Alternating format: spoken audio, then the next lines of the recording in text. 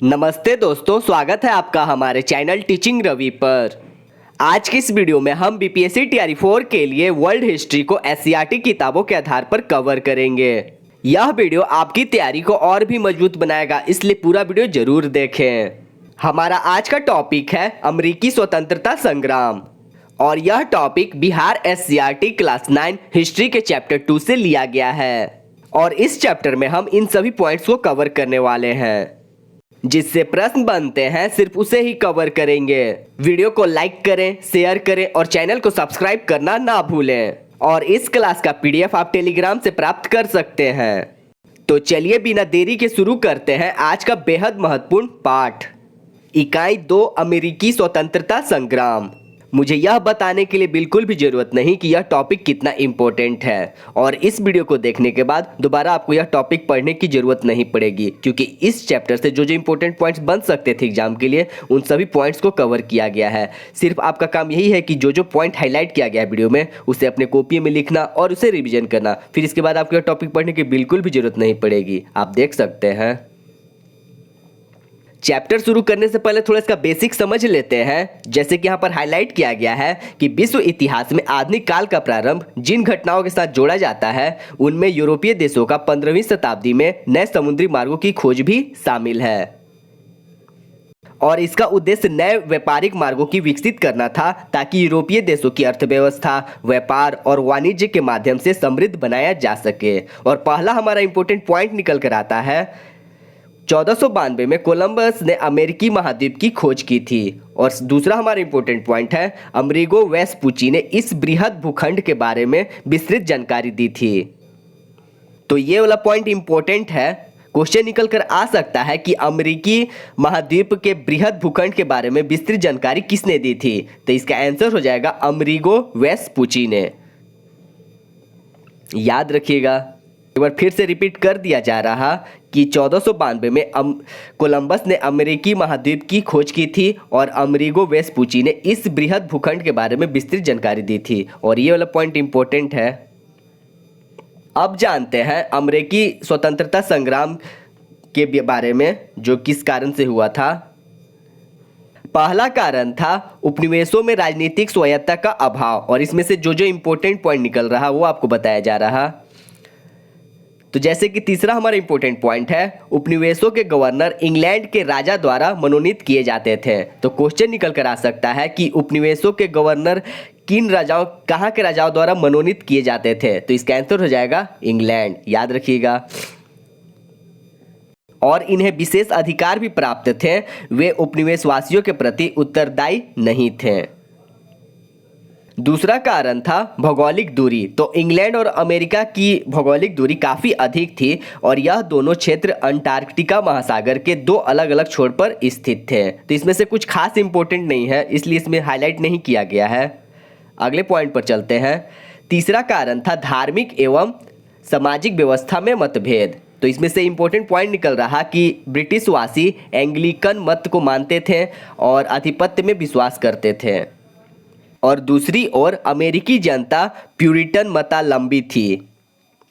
तो इस पॉइंट से भी प्रश्न निकल कर आ सकता है कि ब्रिटिशवासी एंग्लिकन मत को मानते थे, याद रखिएगा, और आधिपत्य में विश्वास करते थे और अमेरिकी जनता प्यूरिटन मतावलंबी थी। और ये वाला भी पॉइंट इंपॉर्टेंट है। इसमें यह बताया गया है कि समाज व्यवस्था किस पर आधारित थी। तो याद रखिएगा कि ब्रिटिश साम्राज्य सामंतवादी और कुलीन व्यवस्था पर आधारित थी और अमेरिकी समाज समता मूल्य और प्रजातांत्रिक व्यवस्था पर आधारित थी। तो एक बार क्विक रिकैप कर लेते हैं। हमारा पहला इंपॉर्टेंट पॉइंट है ये वाला, दूसरा इंपॉर्टेंट पॉइंट है ये वाला और तीसरा इंपॉर्टेंट पॉइंट है धार्मिक एवं सामाजिक व्यवस्था में मतभेद। तो ये दोनों इंपॉर्टेंट पॉइंट है। तो एक बार क्विक रिकैप कर लेते हैं कि ब्रिटिशवासी एंग्लिकन मत को मानते थे और चर्च के आधिपत्य में विश्वास करते थे और अमेरिकी जनता प्यूरिटन मतावलंबी थी और वहीं ब्रिटिश साम्राज्य सामंतवादी एवं कुलीन व्यवस्था पर आधारित थी और अमेरिकी समाज समता मूल्य और प्रजातांत्रिक व्यवस्था पर आधारित थी। तो 4 इंपॉर्टेंट पॉइंट निकल रहे हैं। अगले पॉइंट पर चलते हैं। चौथा कारण था सप्तवर्षीय युद्ध का प्रभाव। तो ये भी पॉइंट इंपॉर्टेंट है। सप्तवर्षीय युद्ध इंग्लैंड और फ्रांस में 1756 से 1763 ईस्वी के बीच हुआ था। तो क्वेश्चन निकल कर आ सकता है कि सप्तवर्षीय युद्ध किन दो देशों के बीच हुआ था। तो याद रखिएगा, इंग्लैंड और फ्रांस के बीच हुआ था। और कब हुआ था? 1756 से 1763 ईस्वी के बीच। और ये वाला पॉइंट बेसिक जानकारी देता है। उपनिवेशवासियों का एकमात्र लक्ष्य इंग्लैंड को बेदखल करना था। और इस युद्ध पर टिप्पणी करते हुए प्रो पोलार्ड ने कहा था कि फ्रांस की पराजय ने अमेरिका वासियों की स्वतंत्रता की इच्छा को भड़काया। तो ये कथन के तौर पर भी पूछा जा सकता है कि यह कथन किसके द्वारा कहा गया था? फ्रांस की पराजय ने अमेरिका वासियों की स्वतंत्रता की इच्छा को भड़काया। तो ये कथन कहा गया था प्रोफेसर पोलार्ड के द्वारा। तो हमारे 5 इंपॉर्टेंट पॉइंट हो गए। और ये वाला पॉइंट कथन के तौर पर भी पूछा जा सकता है कि उपनिवेशवासियों का एकमात्र लक्ष्य इंग्लैंड को बेदखल करना था। और ये दोनों मिलाकर भी प्रश्न पूछे जा सकते हैं, कथन वाले प्रश्न। अगला हमारा पॉइंट है प्रगति विरोधी आर्थिक नीति, 5वां कारण है। और 6ठा कारण था आपत्तिजनक कर। तो 5वें पॉइंट में कुछ खास इंपॉर्टेंट नहीं था, इसलिए इसमें हाईलाइट नहीं किया गया है। 6ठे पॉइंट पर चलते हैं। अगला हमारा इंपॉर्टेंट पॉइंट निकल कर आता है आपत्तिजनक कर से। तो ध्यान से सुनिएगा, सप्तवर्षीय युद्ध में इंग्लैंड की काफ़ी आर्थिक क्षति हुई थी और क्षतिपूर्ति हेतु तत्कालीन प्रधानमंत्री ग्रैनविले ने 1765 में स्टंप एक्ट पारित किया था। तो ये पॉइंट इंपॉर्टेंट है, स्टंप एक्ट। तो क्वेश्चन निकल कर आ सकता है कि स्टंप एक्ट कब पारित किया गया था? तो यह 1765 में पारित किया गया था। और किसके द्वारा? ग्रेनविले के द्वारा। और ये प्रधानमंत्री थे कहाँ के? इंग्लैंड के। और इस एक्ट के द्वारा अदालती कागजों, अखबारों आदि पर 20 सीलिंग का स्टंप लगाना अनिवार्य कर दिया गया। आप चित्र में देख सकते हैं स्टंप एक्ट का विरोध करते हुए उपनिवेशवाद। और इस कानून से उपनिवेशों में व्यापक विरोध की भावना जाग उठी और उपनिवेशवासियों ने ब्रिटेन से आने वाली सभी वस्तुओं का बहिष्कार करने का निश्चय किया। जैसा कि चित्र में देख रहे हैं, स्टंप एक्ट का विरोध करते हुए उपनिवेशवासी। अगला हमारा इंपॉर्टेंट पॉइंट है 1767 ईस्वी में ब्रिटिश सांसद ने उपभोक्ता वस्तुओं पर कर लगाया। और ये वस्तुएं थी कागज, सीसा, चाय एवं रोगन। और इस विरोध में नारे भी दिए गए, जिसमें सैमुअल एडम्स ने प्रतिनिधित्व नहीं तो कर नहीं का नारा दिया। और ये कथन तौर पर भी पूछा जा सकता है कि प्रतिनिधित्व नहीं तो कर नहीं का नारा किसके द्वारा दिया गया था? तो ये दिया गया था सैमुअल एडम्स के द्वारा। और अगले पॉइंट में बेसिक जानकारी बताया गया है कि ब्रिटिश सरकार की कार्रवाइयों का विरोध करने के लिए उपनिवेशवासियों ने स्वाधीनता के पुत्र एवं स्वाधीनता की पुत्रियां आदि संस्थाएं स्थापित की। 7वां कारण था लेखकों एवं प्रचारकों की भूमिका। और इसमें से पहला इंपॉर्टेंट पॉइंट निकल कर आ रहा, 1776 ईस्वी में टॉमस पेन की लघु पत्रिका कॉमन सेंस प्रकाशित हुई। तो क्वेश्चन निकल कर आ सकता है कि कॉमन सेंस किसके द्वारा प्रकाशित किया गया था? तो ये टॉमस पेन के द्वारा। और यह कब किया गया था? 1776 ईस्वी में। तो 3 प्रश्न बन रहे हैं। और टॉमस जेफरसन ने उपनिवेशवासियों के विरोध करने के अधिकार का समर्थन किया और उनकी बढ़ती हुई स्वतंत्रता की इच्छा को प्रोत्साहन किया। तो ये बेसिक जानकारी था। और ये वाला पॉइंट इंपॉर्टेंट है, 1776 ईस्वी में टॉमस पेन की लघु पत्रिका कॉमन सेंस प्रकाशित हुई थी। और टॉमस जेफरसन ने उपनिवेशवासियों के विरोध करने के अधिकार का समर्थन किया और उनकी बढ़ती हुई स्वतंत्रता की इच्छा को प्रोत्साहन किया था। 8वां कारण था जॉर्ज तृतीय की निरंकुश नीति। इंग्लैंड के शासक जॉर्ज तृतीय ने सत्ता संभालते ही अमेरिकी उपनिवेश के प्रति निरंकुश नीति अपनाई। तो इसमें कुछ खास इंपॉर्टेंट नहीं है। और 9वां कारण था बोस्टन चाय पार्टी। अगला हमारा इंपॉर्टेंट पॉइंट है 1773 ईस्वी में चाय कानून द्वारा ईस्ट इंडिया कंपनी को भारत से सीधे अमेरिका चाय भेजने का एकाधिकार प्रदान किया गया। तो क्वेश्चन निकल कर आ सकता है कि चाय कानून किस ईस्वी को चाय कानून द्वारा ईस्ट इंडिया कंपनी को भारत से सीधे अमेरिका चाय भेजने का एकाधिकार प्रदान किया गया था? तो ये प्रदान किया गया था 1773 में। आप चित्र में देख सकते हैं बोस्टन चाय पार्टी की घटना। अगला हमारा इंपॉर्टेंट पॉइंट है 5 सितंबर 1774 ईस्वी को 13 उपनिवेशों के प्रतिनिधित्व का फिलाडेल्फिया शहर में एक महादेशी सम्मेलन आयोजित किया गया था। तो क्वेश्चन निकल कर आ सकता है कि महादेशी सम्मेलन कहाँ आयोजित किया गया था और कब। तो ये आयोजित किया गया था फिलाडेल्फिया शहर में और 5 सितंबर 1774 ईस्वी को 13 उपनिवेशों के प्रतिनिधित्व के द्वारा। और इस सम्मेलन में ब्रिटिश कानूनों का विरोध तथा व्यापार के बहिष्कार का निर्णय हुआ और 18 अप्रैल 1775 को ब्रिटिश सेना तथा उपनिवेश वासियों के बीच लैक्सिंगटन में प्रथम संघर्ष हुआ। तो क्वेश्चन निकल कर आ सकता है कि ब्रिटिश सेना तथा उपनिवेश वासियों के बीच लैक्सिंगटन में प्रथम संघर्ष कब हुआ। तो ये हुआ था 18 अप्रैल 1775 को ब्रिटिश सेना तथा उपनिवेश वासियों के बीच लैक्सिंगटन में प्रथम संघर्ष।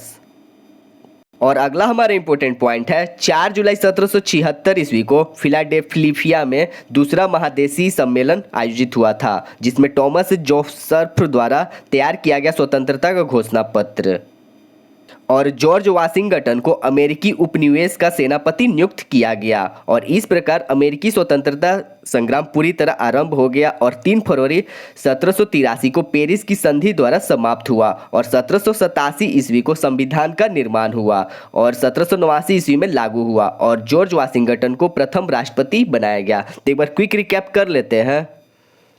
बोस्टन चाय पार्टी, और इसमें से ये सारे पॉइंट निकल रहे हैं। पहला इंपॉर्टेंट पॉइंट है कि 1773 में चाय कानून द्वारा ईस्ट इंडिया कंपनी को भारत से सीधे अमेरिका चाय भेजने का एकाधिकार प्रदान किया गया। दूसरा इंपॉर्टेंट पॉइंट है 5 सितंबर 1774 ईस्वी को 13 उपनिवेशों के प्रतिनिधित्व का फिलाडेल्फिया शहर में एक महादेशी सम्मेलन आयोजित किया गया और जिसमें ब्रिटिश कानूनों का विरोध तथा व्यापार के बहिष्कार का निर्णय हुआ। तो क्वेश्चन निकल कर आ सकता है कि किस सम्मेलन में ब्रिटिश कानूनों का विरोध और व्यापार के बहिष्कार का निर्णय हुआ था। तो ये हुआ था महादेशी सम्मेलन में और ये कहाँ आयोजित हुआ था, फिलाडेल्फिया शहर में, और इसमें 13 उपनिवेशों के प्रतिनिधित्व शामिल थे और ये कब हुआ था, 5 सितंबर 1774 ईस्वी को। तीसरा इंपॉर्टेंट पॉइंट है 18 अप्रैल 1775 को ब्रिटिश सेना तथा उपनिवेश वासियों के बीच लैक्सिंगटन में प्रथम संघर्ष हुआ था। तो क्वेश्चन निकल कर आ सकता है, ध्यान से सुनिएगा, ब्रिटिश सेना तथा उपनिवेश वासियों के बीच प्रथम संघर्ष कहाँ और कब हुआ था। तो इसका आंसर हो जाएगा लैक्सिंगटन में और यह कब हुआ था, 18 अप्रैल 1775 में। अगला हमारा इंपॉर्टेंट पॉइंट है 4 जुलाई 1776 ईस्वी में फिलाडेल्फिया में दूसरा महादेशीय सम्मेलन आयोजित हुआ था। तो याद रखिएगा कि दूसरा महादेशीय सम्मेलन फिलाडेल्फिया में 4 जुलाई 1776 में आयोजित हुआ था। अगला हमारा इंपॉर्टेंट पॉइंट है स्वतंत्रता का घोषणा पत्र टॉमस जेफरसन द्वारा तैयार किया गया था और जॉर्ज वाशिंगटन को अमेरिकी उपनिवेश का सेनापति नियुक्त किया गया था। तो क्वेश्चन निकल कर आ सकता है कि अमेरिकी उपनिवेश का सेनापति किसे नियुक्त किया गया था। तो ये नियुक्त किया गया था जॉर्ज वाशिंगटन को। अगला हमारा इंपॉर्टेंट पॉइंट है अमेरिकी स्वतंत्रता संग्राम 3 फरवरी 1783 को पेरिस की संधि द्वारा समाप्त हुआ। तो क्वेश्चन निकल कर आ सकता है कि अमेरिकी स्वतंत्रता संग्राम किस संधि के द्वारा समाप्त हुआ था। तो ये हुआ था पेरिस संधि द्वारा और कब हुआ था, 3 फरवरी 1783 को। और इस पॉइंट से 3 प्रश्न बन रहे हैं, तो इसे ध्यान से सुनिएगा। अमेरिका का संविधान का निर्माण 1787 ईस्वी में हुआ था और कब लागू किया गया था, 1789 में, और जॉर्ज वाशिंगटन को प्रथम राष्ट्रपति बनाया गया। तो याद रखिएगा कि अमेरिका 1787 ईस्वी में संविधान का निर्माण हुआ था अमेरिका का और 1789 में लागू किया गया और जॉर्ज वाशिंगटन को प्रथम राष्ट्रपति बनाया गया। तो अभी तक हम लोग जाने अमेरिकी स्वतंत्रता संग्राम और इसके कारण। अब जानते हैं परिणाम और इसमें से जो जो इंपॉर्टेंट पॉइंट निकलेगा वो आपको बताया जाएगा। तो जैसे कि यहाँ पर बताया गया है कि अमेरिकी स्वतंत्रता संग्राम को विश्व इतिहास में एक विभाजन रेखा के रूप में देखा जाता है और इसके तत्कालीन और दीर्घकालीन परिणाम दोनों ही निर्णायक थे और इसमें से जो जो इंपॉर्टेंट निकल रहा है वो आपको बताया जा रहा। तो इसमें से ये पॉइंट इंपॉर्टेंट है, अमेरिकी स्वतंत्रता संग्राम एक तरह से वाणिज्यवादी प्रतिबंधों के विरुद्ध का विरोधी था और इसमें एडम स्मिथ मुक्त व्यापार के सिद्धांत को मजबूत किया था। और अगला हमारा इंपॉर्टेंट पॉइंट है, इंग्लैंड में जल्द ही कई सुधार लागू किए गए थे जिसमें आयरलैंड की संसद को लगभग स्वतंत्र स्थान प्राप्त हुआ था, और ये कब हुआ था? 1782 ईस्वी में। और अगला है, कैथोलिक आयरिश लोगों को मताधिकार मिला 1793 ईस्वी में। और आयरिश सांसद वेस्टमिंस्टर संसद से जुड़ा 1800 ईस्वी में। तो ये सारे पॉइंट इंपॉर्टेंट है, तो एक बार क्विक रिकैप कर लेते हैं। इंग्लैंड में जल्द ही कई सुधार लागू हुए थे, जैसे कि आयरलैंड की संसद को लगभग स्वतंत्र स्थान प्राप्त हुआ था, और ये कब हुआ था? 1782 में। और कैथोलिक आयरिश लोगों को मताधिकार मिला, ये कब मिला था? 1793 में। और आयरिश संसद वेस्टमिंस्टर संसद से जुड़ा, और ये दोनों कब जुड़े थे? 1800 ईस्वी में। अगला हमारा इंपॉर्टेंट पॉइंट है, विश्व का प्रथम लिखित संविधान अमेरिका में 1789 में लागू किया गया। तो इससे दो प्रश्न बन रहे हैं कि विश्व का प्रथम लिखित संविधान किसका है? तो ये अमेरिका का है, और ये कब लागू किया गया था? 1789 में। अगला हमारा इंपॉर्टेंट पॉइंट है, अमेरिकी गणतंत्र बना और वहाँ के मोंटेस्क्यू के शक्ति पृथक्करण सिद्धांत को मान्यता मिली थी। तो याद रखिएगा कि अमेरिका जब गणतंत्र बना तो वहाँ पर मोंटेस्क्यू के शक्ति पृथक्करण सिद्धांत को मान्यता दिया गया था। अगला टॉपिक है औद्योगिकरण का प्रभाव। तो इसमें कुछ इंपॉर्टेंट नहीं था, इसलिए इसमें हाईलाइट नहीं किया गया है। और अगले पॉइंट में बताया गया है इंग्लैंड की असफलता के कारण। तो इसमें भी कुछ खास इंपॉर्टेंट नहीं था, इसलिए इसमें हाईलाइट नहीं किया गया था। तो अमेरिका की शक्ति को नज़रअंदाज किया गया, और अधिकांश अंग्रेज इसे गृहयुद्ध ही समझते थे। तो इसमें कुछ खास नहीं था, इसलिए इसमें हाईलाइट नहीं किया गया है। तो इसी पॉइंट के साथ हमारा यह चैप्टर कंप्लीट होता है, आप देख सकते हैं। और एक बार क्विक रिकैप के द्वारा बता दिया जा रहा है कि कौन कौन से पॉइंट इंपॉर्टेंट हैं। पहला इंपॉर्टेंट पॉइंट ये जो आपको शुरुआत में ही बताया गया, दूसरा ये,